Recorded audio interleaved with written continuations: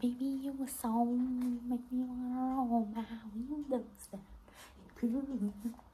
Na, na.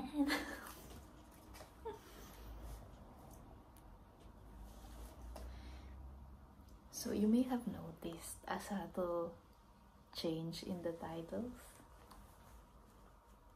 because I feel like that's what I had to do. That's what I had to do so I won't get lost. And I'm not entirely sure how to explain that for now, but I'll get back to you once the brain stems or whatever it is that will help me me understand sort of becomes more pronounced. And I think, I'm sorry if I have something in my teeth. I haven't checked myself in the mirror as today yet, and it's almost 2 p.m. But I came across this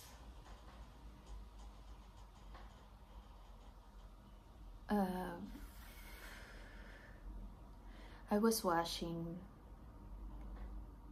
the Tupperwares from yesterday. I have to close the door just a second.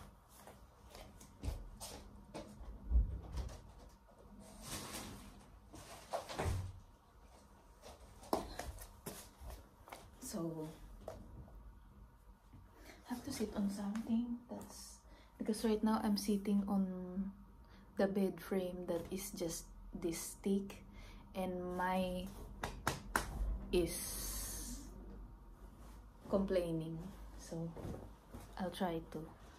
Yeah, that's better. I sat on one of the pillows that I don't use for my face.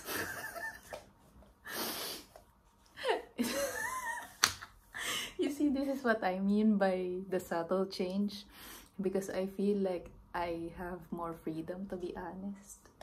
So I should also change my glasses because, like I said before, these glasses, they limit my facial movements, and I don't like the feeling of my cheek muscle being suppressed. My feelings are already suppressed. I don't want my cheek muscles to be. So let's change into the eyeglasses of my alter ego. Yeah, because my alter ego has more freedom than my present ego. Than this ego, sort of. But I'm always my alter ego. It's just not physically visible all the time. But yeah. Well, what I meant by alter ego is that my future self, her, she who has the freedom of not having a weak passport. Yeah, that's what I meant by alter ego. So yeah, this is her sunglasses, and I'm borrowing it for the freedom of my face. So the thing that I was originally supposed to speak about earlier before I closed the door was that sort of confrontation I had with myself while I was washing the Tupperwares from yesterday's lunch. And it was because I woke up at 10:30, which is half true because I woke up already at 7, then I decided to sleep again, so I'm not sure what to call that branch of waking up. My door, the wind is quite harsh outside, so my door is also trying to dance with it. Just a second. Yes, it's really just a second.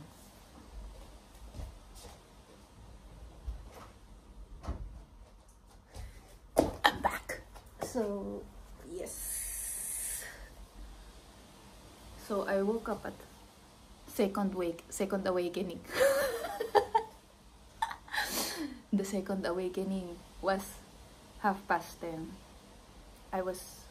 Because I'm waiting for the rice to cook, and I saw something that needs to be done. So I was washing the Tupperwares, and I think it was yesterday that I saw an excerpt of Carl Jung's interview, and I looked it up on YouTube, and because I wanted to see the entirety of this discussion, and I found a 3-hour interview, and I'm like, yes. So, and I wanted to watch that while I'm having breakfast. And part of my brain was like, well, can we rest for a little bit? Can we rest? Can we just listen to some indie folk music and rest? But then the other branch of my brain is like, well, that's how you rest. Meaning, that's how you rest when you watch something that kind of gives your mind something to think about. That's how you rest. The other part of my brain and said that, and I'm like, well, at first I was surprised, and I thought about it, and I'm like, well, that could be true. That could be true. That is partly the truth. I rest. Oh, come on. I shall close the source of this wind.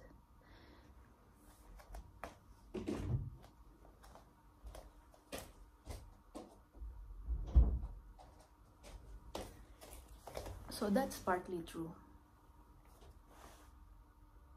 And it's not even just resting.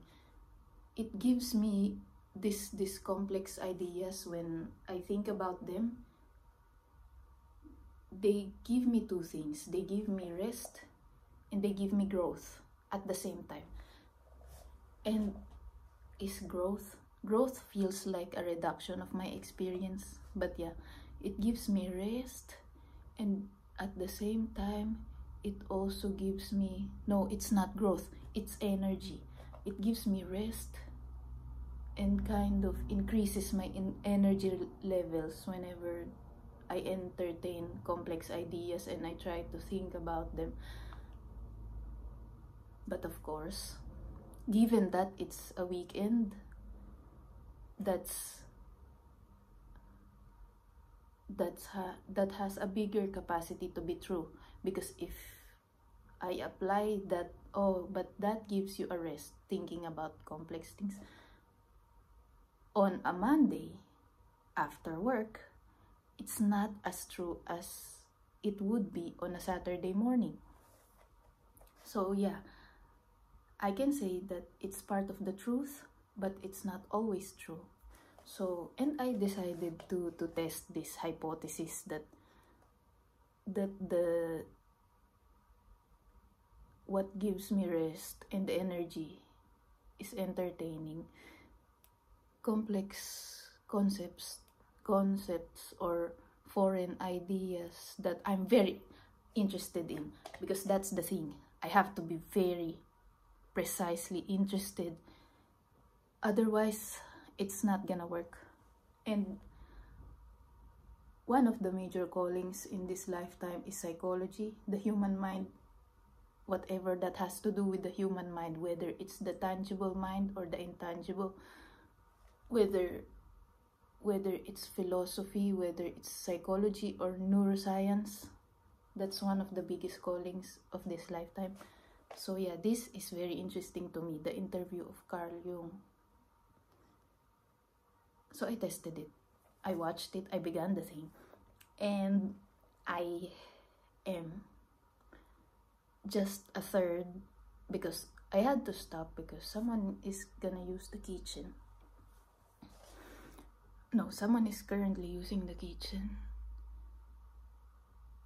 And I believe that if I watch this, if someone is around, I wouldn't have that full focus or full absorption of what I am listening to. So at some point, I watched it already while people were there,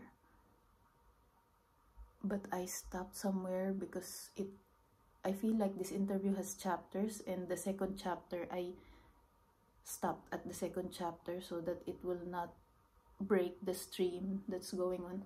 So stream of flow or stream, or I don't know, that is going on already in my head because I'm 58 minutes, if I remember correctly, in the theme.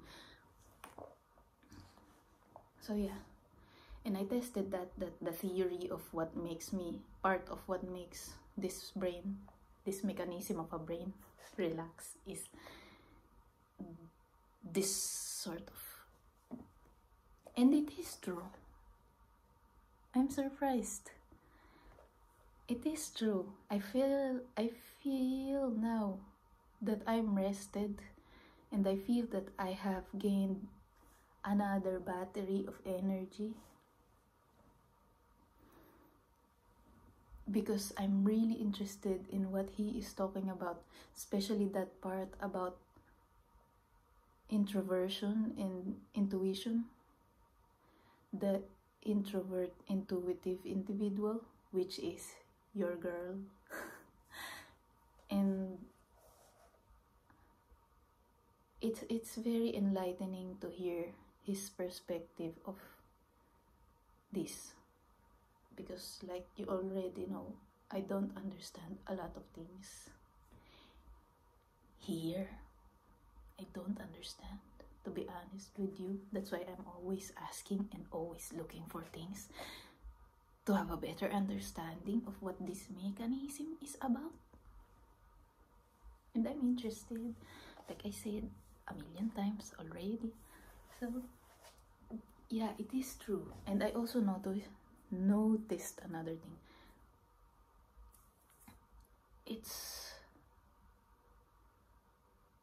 I have outgrown that huge amount of shame that has to do with how my brain works. I have outgrown it because where I was raised, people are so easy to throw the words that will kind of make you feel like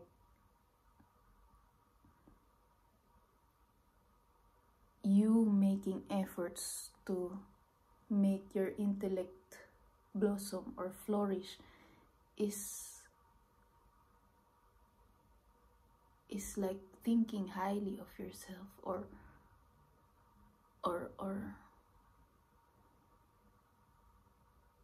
oh, you're better than us sort of mentality. Oh, you think you're better than us sort of mentality. And maybe when I was younger, maybe not wanting to make others feel that, I sort of became ashamed greatly of how whenever I'm interested in certain topics that don't really interest the people that I'm with, and whenever I'm interested in something, I'm really interested, like I want to find out, I really want to read about it or see whatever it is out there that has to do with it. And of course, there will be occasions that I will speak about them.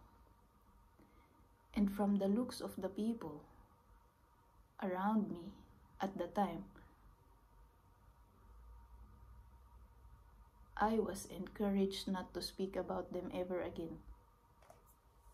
So yeah, I think I kind of the potential or the capacity of my brain to sort of bloom in such a lovely, colorful way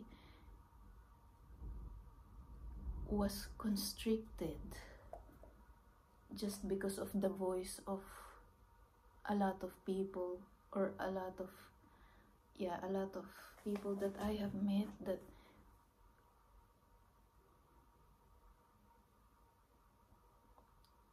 and it's painful to realize how many years I have lost, that I have not used the full capacity of my brain properly just because of the reactions of the people around me.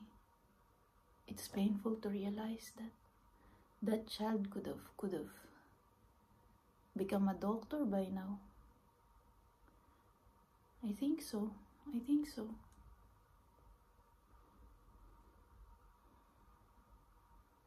Yeah, I could have been a doctor by now if I wasn't so sensitive about what people think of me when I was younger. It could have given me more compass of what really interests me, what my calling is really.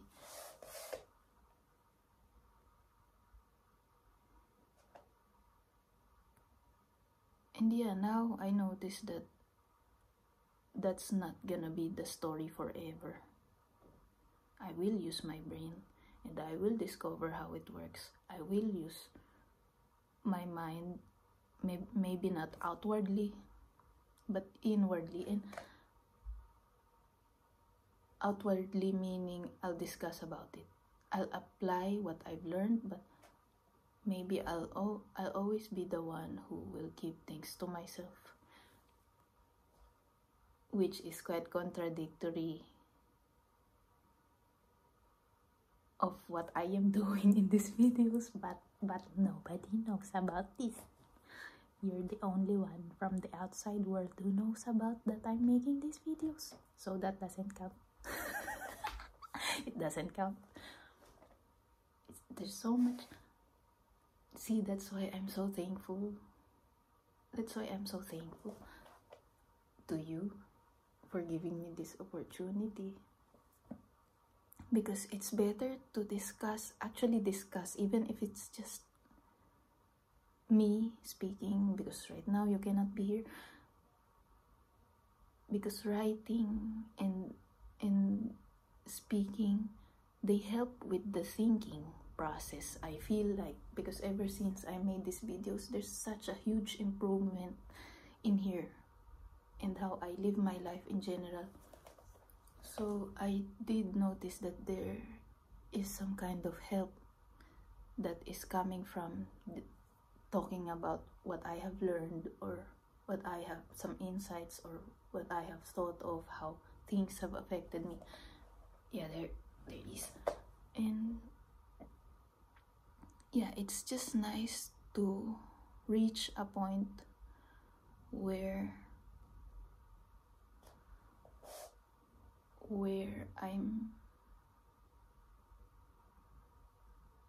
I'm just like, I will not let the society anymore, or the negative opinions of others, or the rejection, to become the clippers of the bonsai process of my mind or my brain. I'm not gonna allow it anymore. I'm not gonna allow it to stop me from exploring ideas that are very interesting to me. No, not anymore. That's enough. Decades, 2 decades and a half is enough. It's enough.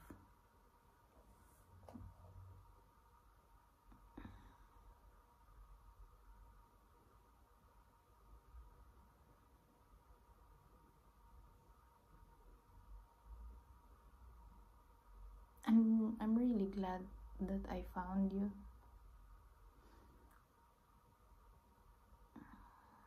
because you made me believe that there might be other people out there who will not crucify me just because I'm interested in certain branches of certain branches of life or the mind that are I lost my sentence. I lost my sentence. But yeah, I regained it. I think I'm lucky that I regained it because I usually don't. So the full sentence is, I'm lucky to have met you because you made me aware that there might be people out there who will not crucify me for being interested in studies or branches of life or that requires further explorations or thinking or being passionate about like psychology, philosophy, and neuroscience, because that's really apart from singing, that's the next biggest. Maybe they are in equal measures, maybe they amplify each other. Yeah, maybe they are in equal measures. I'm just not aware of it until now.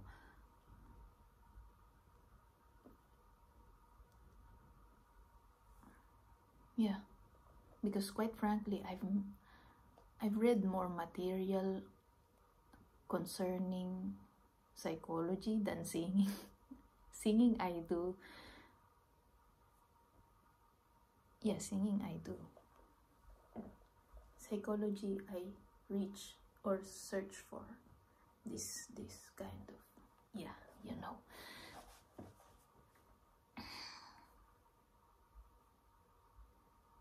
Yeah, I'm so happy this morning. I'm so happy this morning. In a way, in a sense, I feel like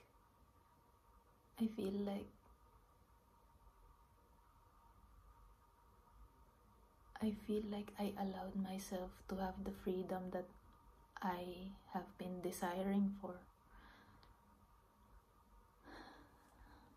And that, I think, is one of the biggest accomplishments so far that I have. It's funny because one of the biggest accomplishments happened while I was washing Tupperware.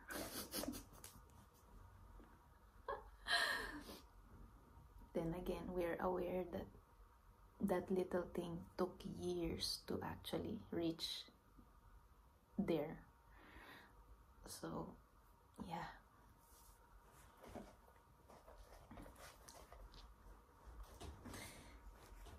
I broke free. I finally broke free. I finally broke free of society, and I won't let them bonsai me.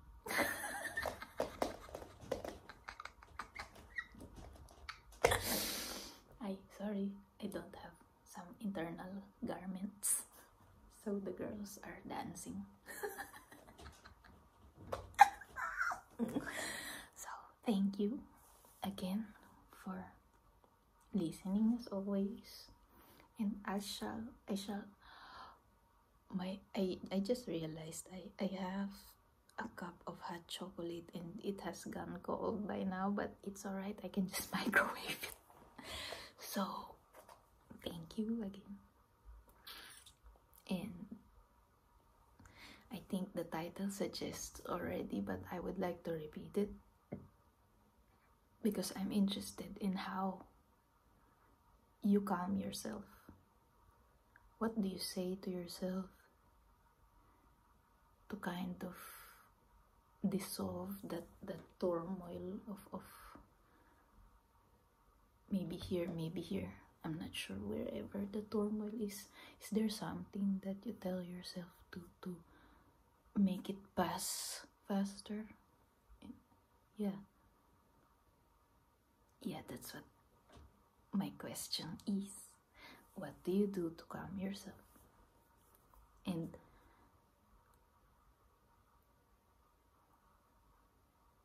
do you also feel that you have something that calms you and energizes you at the same time? Yeah.